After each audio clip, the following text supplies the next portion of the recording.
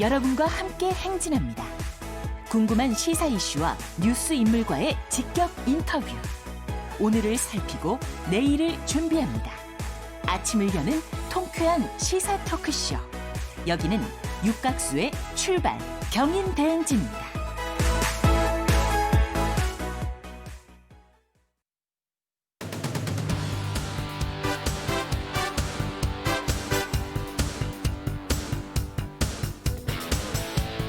자, 오늘의 시사평론가죠. 리얼파트너스의 이승기 변호사 오셨습니다. 어서 오세요. 예, 안녕하세요. 이승기 변호사께서는 월화수목 금토일 거기서 이제 토일을 빼고 예. 주중 저 5일 중에 어느 요일이 가장 힘듭니까? 어느 일이요? 예. 가장 일하기 싫고. 한 오늘 정도가 맞습니다. 한 수요일 정도가 약간 고비가 오는 것 같습니다. 모든 분들이 수요일 날 상당히 좀 힘들다 이런 목소리가 좀 많긴 해요. 예. 아무튼 좀 힘 좀 내시라고 좀 여쭤봤어요. 예, 감사합니다. 예, 화이팅 하시고요. 자, 첫 번째 이슈 오늘 뭡니까? 예, 첫 번째 이슈는 의령군수 무공천. 살을 주고 뼈를 취하다입니다. 살을 주고 뼈를 취하다. 예. 그 미래통합당이 그 내년 4월이죠. 예. 내년 4월 그 재보궐 선거에서 경남 의령군 지역에 후보를 내지 않기로 그 가닥을 잡은 것으로 알려져 있습니다. 예, 맞습니다. 김종인 비상대책위원장이 지난 16일 의령군수 공천과 관련돼서 당이 갖고 있는 원칙을 그대로 지켜나가겠다라고 했습니다. 결국 무공천 방침을 어느 정도 좀 명확히 한 거 아니냐 이런 분석입니다. 네. 그 의령군은 통합당 소속인 그 이선두 전 군수가 그 공직선거법 위반 때문에 이제 그 지난 3월 그 대법원에서 벌금 300만 원이 최종 확정된 후에 그 군수직을 잃었어요. 예.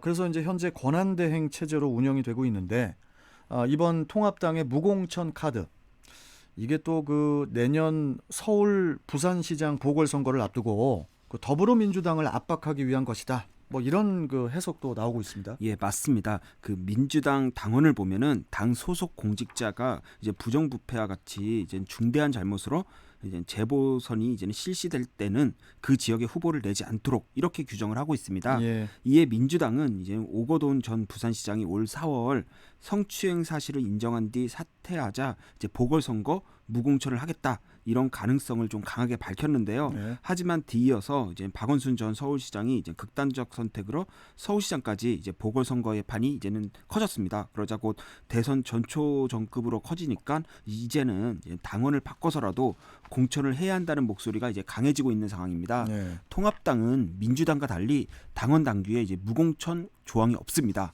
그럼에도 자당 소속 자치단체장의 잘못으로 이제 보궐선거가 진행되는 것이니 이 의령군수에 대해서는 무공천을 해서 정치적 책임을 지겠다 이런 입장입니다.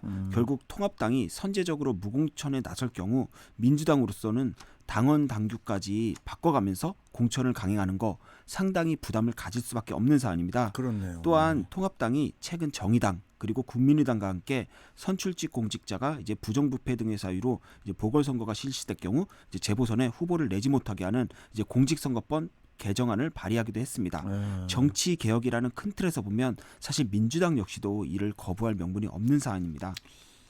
그 민주당 입장에서는 이제 계속 궁지에 몰리는 상황이 이어지게 되는 것 같은데 예.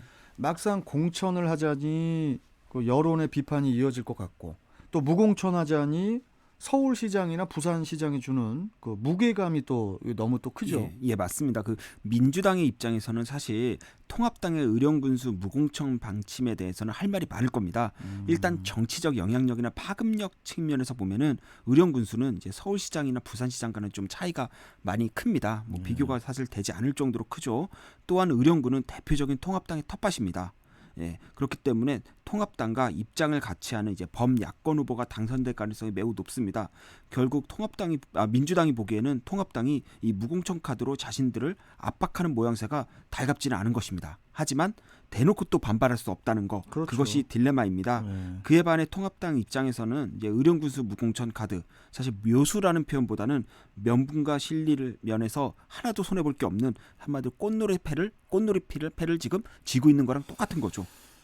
그런데 이제 민주당 입장에서는 그 현실적으로 현실적으로 이 서울시장과 부산시장 선거를 포기하기는 또 어려울 것 같기도 해요. 예, 맞습니다. 이번 네. 보궐선거가 차기 대선 1년 전에 치러지는 어떻게 보면 대선 미리보기라고 보면 됩니다. 네. 특히 서울시장과 부산시장이 갖는 이 상징성을 고려한다면 보궐선거에서 승리한 당이 이제 대선에서 유리한 고지를 차지하게 될 거는 명확합니다.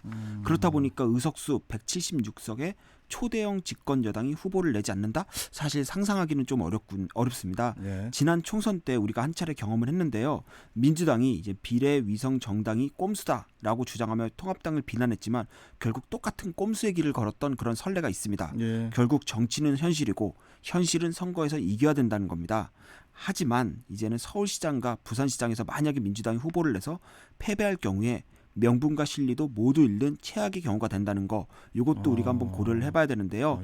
결국에는 이런 예, 것도 맞습니다. 있네요. 예, 예. 결국에는 정치 개혁이라는 대의 명분을 생각한다면 소를 타마다 대를 잃을 수도 있다는 겁니다. 결국 서울시장, 부산시장 만약에 패배하면 대선에도 악영향이 미쳐지기 때문입니다.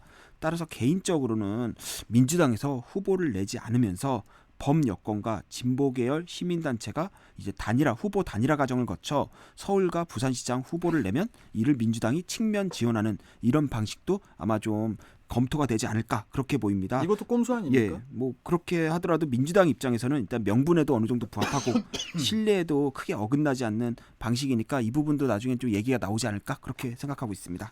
알겠습니다. 자, 다음 이슈 전해주시죠. 예, 두 번째 이슈, 영수회담 제안했다 안 했다, 협치가 안 보인다입니다.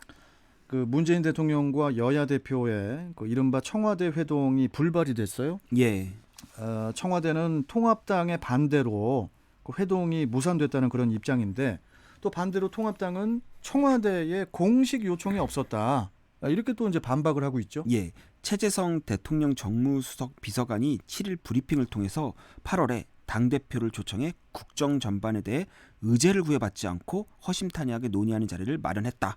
13일 김종인 통합당 비상대책위원장을 예방해 대통령의 초청 의사를 밝혔다. 이렇게 말을 했습니다. 네. 하지만 김종인 비대위원장은 최 수석이 찾아와서 우리 비서실장에게 어물어물하면서 청와대에서 식사 한번 하자라는 식으로 말을 했다.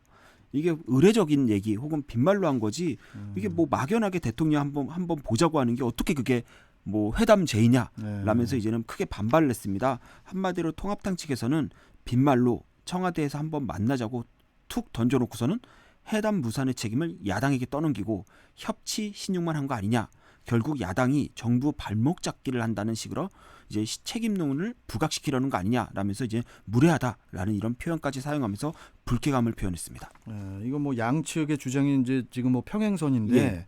결국 그 최 수석이 회담에 대한 이야기를 했는데 이걸 공식 제안으로 볼 거냐, 아니면은 빈말로 볼 거냐, 이 문제예요, 지금. 예, 뭐 그래도 대통령과 제1야당 대표 그리고 집권 여당의 대표까지 만나는 어떻게 보면 수뇌부가 만나는 자리인 걸 고려한다면 당장 회담을 뭐 하냐 마냐 뭐 이런 측면보다도 어떤 의제를 가지고 언제쯤 회동할지에 대해서 사실 실무선에서 조율하는 절차가 또 필요할 걸로 보입니다. 절차가.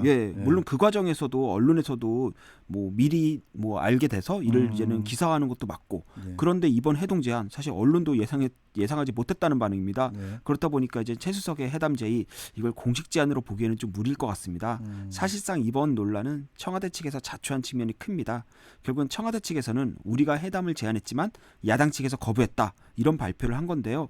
이런 부분은 사실 진작에 실무선에서 미리 확인하고 조율하면은 뭐 문제거리도 안 될 사안입니다. 예. 오히려 야당 측에 해당 거부의 명분만 준 것으로 보입니다. 야당을 협치의 파트너로 삼으려면 아무래도 청와대, 더 큰 힘을 가지고 있는 이 청와대에서 좀 이렇게 야당에 대한 좀 배려가 필요한 거 아니냐, 이렇게 보입니다. 결국 이번 그 뭐 회담 논란을 보면은 제 개인적으로는 회동 제안을 했냐 아니냐 라로 이걸로 다투고 있는 모양새인데요. 네. 사실 이런 상황이라면 회담이 열린다고 해서 무슨 성과가 있을지도 의문입니다. 그렇네요. 너 말이 맞다 틀리다 이걸로 다투는 상황인단 말입니다. 결국 협치의 가능성이 없다는 거, 뭐 새삼 확인한 것과 다를 바 없다는 판단입니다.